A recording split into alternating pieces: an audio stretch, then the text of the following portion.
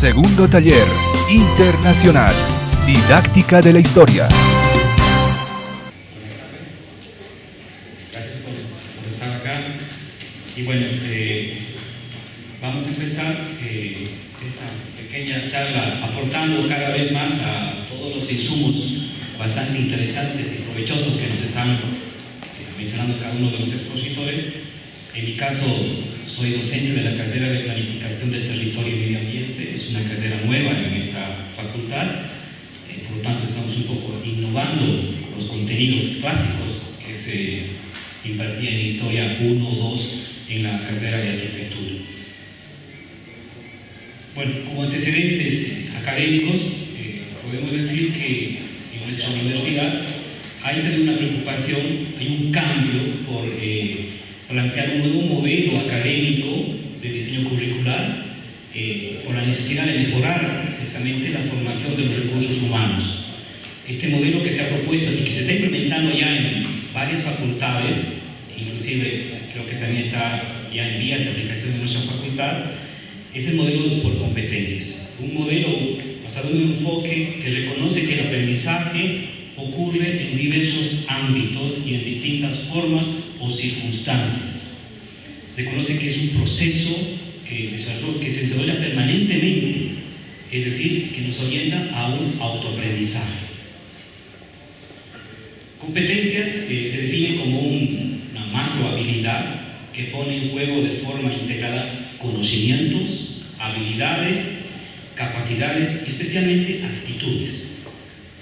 Los objetivos que están planteados en la asignatura de Historia 1, dentro de lo que es la carrera y la facultad, es comprender y operar los problemas del hábitat desde su complejidad y multidimensionalidad. Asimismo, busca transferir al estudiante herramientas para que responda a problemas concretos del hábitat para el ejercicio de la profesión. Como fundamento tiene el paradigma del pensamiento de la complejidad que está en boga en este momento en el mundo académico, en el cual se deriva la teoría o los sistemas complejos. Además que tiene tres pilares fundamentales, que es conocer, hacer y ser. Precisamente ser está subrayado en la diapositiva porque quizás es lo más difícil y complejo lograr. Esto significa, en términos más comunes, teoría, práctica y ética. En la diapositiva se puede ver que cada uno de estos elementos está relacionado. Por ejemplo, saber conocer con los conocimientos, con la teoría, saber hacer con las habilidades y destrezas, y saber ser con las actitudes. Al fin y al cabo, estamos también formando personas dentro de lo que es la formación académica. Los puntos de partida que toma esta asignatura son dos. Primero, cambiar la idea de la percepción de la línea de tiempo en cuanto a la historia. Estamos acostumbrados a percibir la historia en un sentido y un proceso lineal. Los hechos históricos a partir de una visión simple y analítica. Analítica, es decir, dividida en partes. Por lo tanto, concebimos el presente a veces separado del pasado y a veces muy distante del futuro. Se plantea en la asignatura entender la historia y los hechos históricos más bien desde una visión compleja e integrada, en un proceso circular. Es decir, que el presente está fuertemente interrelacionado tanto con el futuro como el pasado. Y para esto tomamos en cuenta a dos filósofos bastante controvertidos, aunque ya no están en este mundo, es Gilles Deleuze y Félix Guattari. El primero es precisamente autor de una obra bastante reconocida, Diferencia y Repetición, aquello que se llama y se denomina como filosofía rizomática. A partir de este autor y con la síntesis que hace este autor español, Ignacio de Solá Morales, que retoma los conceptos de Deleuze y hace una obra muy interesante que es Diferencias, topografía de la arquitectura contemporánea, planteamos nuestro modelo de interpretación de la historia a través del proceso circular. Esto fundando una crítica de la historia, del pensamiento, a través precisamente del análisis de estos distintos periodos que se dan en la historia. A través de estos autores se quiere buscar las diferencias en los procesos históricos y las repeticiones. Y acá es lo interesante que nos proponen los autores, es analizar lo que se repite en cada uno de los periodos históricos. Se entiende que la historia está en constante movimiento en términos de luz, de un plegar, desplegar y replegar. Entonces, abordamos en esta asignatura, desde Mesopotamia, pasando por Egipto, Grecia, Roma, Renacimiento, Barroco, Industrial y lo que llamamos hoy como postindustrial, buscar estos elementos que se van repitiendo en la historia y tratando de buscar y comprender por qué se repiten en esta búsqueda del aprendizaje de la historia. El otro elemento del punto de partida es relacionar el habitar con la filosofía.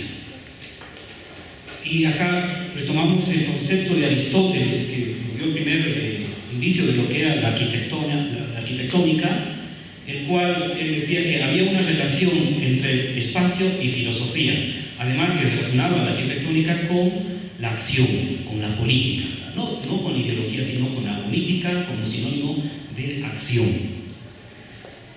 Y aquí nuevamente retomamos a estos dos autores que escribieron juntos qué es la filosofía en el año 1991 y que nos propone varios elementos que nos permite tener un sentido crítico de la historia. Uno, que nos decía que la filosofía, o en el lenguaje de los arquitectos y urbanistas, o de los urbanistas, nos decía que es una fabricación de conceptos. Entonces, ser arquitecto, ser urbanista, es ante todo un constructor de conceptos. Nos dice que es urgente crear nuevos conceptos porque existen nuevos problemas, por lo tanto se requieren nuevas soluciones. Nos decía además que el contexto en el cual se tiene hoy en día es un mundo que está en caos. No en un sentido negativo, sino en un sentido que existe un nuevo orden que está imperando en este mundo con una constante variación. Nos hablan además estos autores de que hay una necesidad de interpretar y actuar en la generación de conceptos. Y nos decía, si un concepto es mejor que uno anterior, es porque permite escuchar nuevas variaciones y resonancias desconocidas. Además nos dice que los conceptos también a veces están ahí, y no es que hay que esperarlos, o tomarlos, retomarlos, sino que hay que inventarlos, fabricarlos, o más bien crearlos. Decía, la filosofía no es solo reflexión ni contemplación, sino también es ante todo acción. Dice que un concepto, y esto es lo más importante con relación a nuestra asignatura, dice que en un concepto hay trozos de otros conceptos, componentes precedentes de conceptos anteriores que pueden estar presentes en la historia. Un concepto está relacionado siempre con el pasado, con el futuro y necesariamente con el actual. Y hace referencia estos autores a Nietzsche, conocido por la filosofía un poco controversial, que decía que hay que cambiar esa confianza que tenemos con los conceptos que tenemos en los libros clásicos de arquitectura, más bien por un sentido de desconfianza, ¿no? De intentar fabricarlos, crearlos o replantearlos estos conceptos.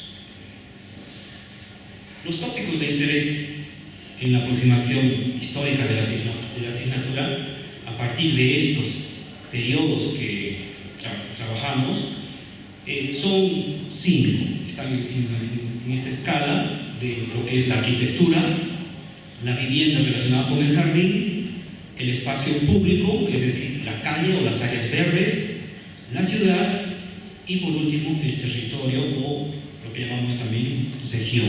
Entonces son en estos 5 niveles que trabajamos la asignatura, ¿no? Dándole importancia a cada uno y desarrollando cada uno para poder entender lo que es el espacio en su integralidad.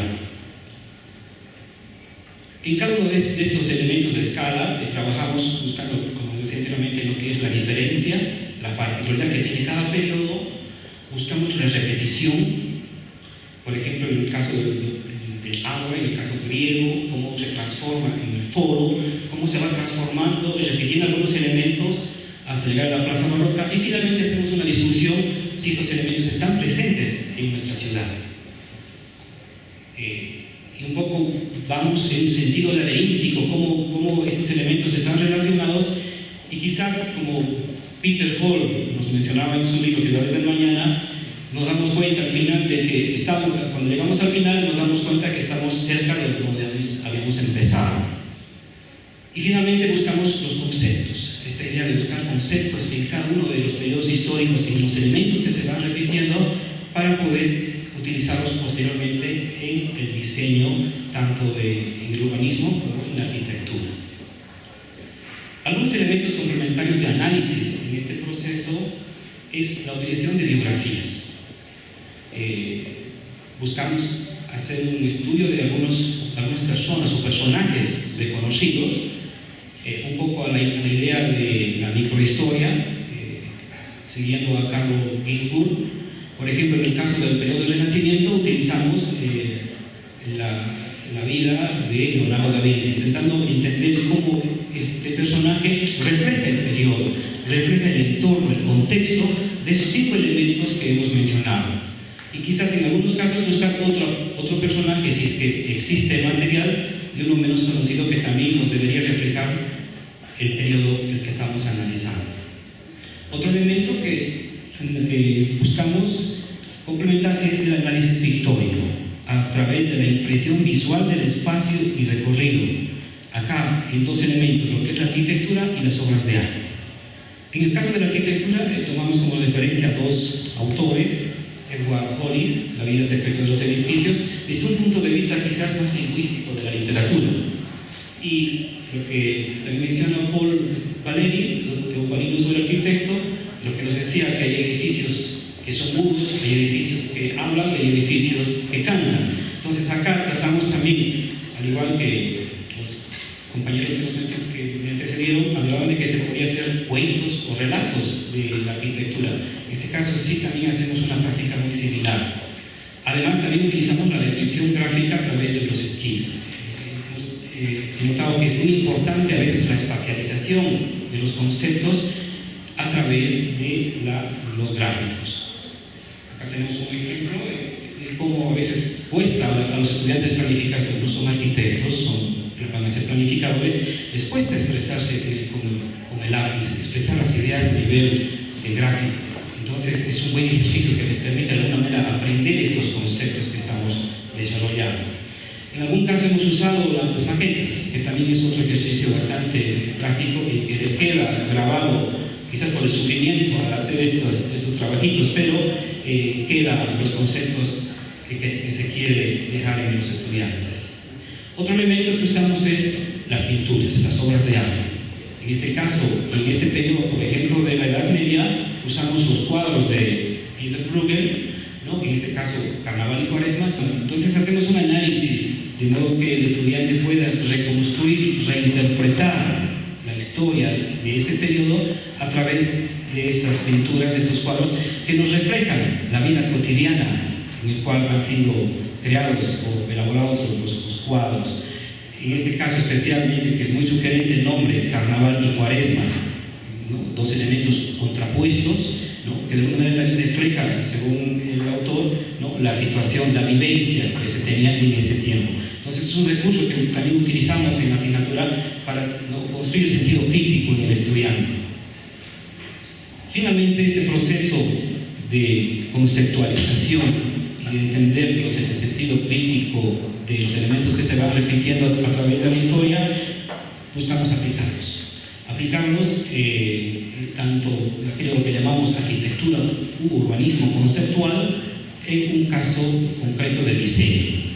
En caso también, bueno, como son planificadores, no van a realizar maquetas de detalle tipo arquitectónico, pero sí maquetas urbanas que nos demuestren, ¿no? la aplicación de estos conceptos en un caso concreto. En este caso, en este semestre pasado, hemos aplicado en la Plazuela Buch, ¿no? un lugar donde tendríamos que desarrollar el ejercicio de aplicación. Finalmente, como conclusión y retomando, como está en el tríptico, creo que es bueno recordar, ¿no? Que quien se atreve a enseñar nunca se debe dejar de aprender. Y creo que es cierto. Estamos aprendiendo en este evento, con las experiencias, y bueno, espero haber contribuido quizás con un granito de arena a este proceso, ¿no?, que estamos compartiendo. Gracias.